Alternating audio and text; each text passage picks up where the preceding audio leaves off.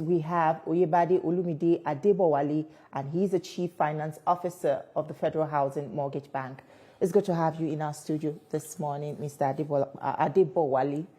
Thank you for joining us. Thank you for having me. Well, PENCOM says FHA Mortgage Bank violated housing loan guidelines, but you've dismissed that claim.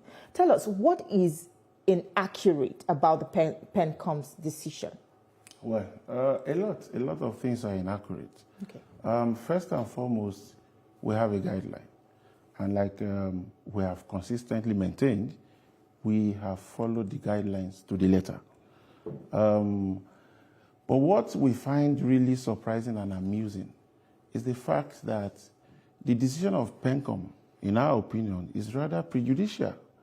I mean, you don't go out to the public and just blacklist without recourse to the legal entity that is involved.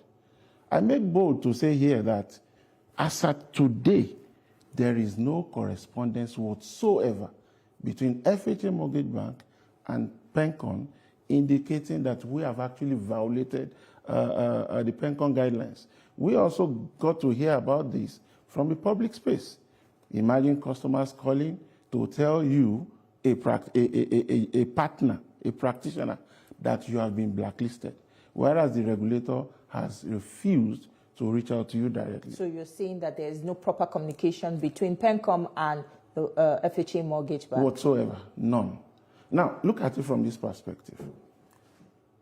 If you have a wife and you both are having issues, the proper thing to do is to sit down and discuss. You won't take your wife to the public space and begin to undress her there in the public. Now, I decided to use that analogy because that seems to be what has happened here. We got to find out from grapevine up until 19th when we saw an online Punch publication announcing that 7 mortgage banks, including my bank, FHA Mortgage Bank, has been blacklisted.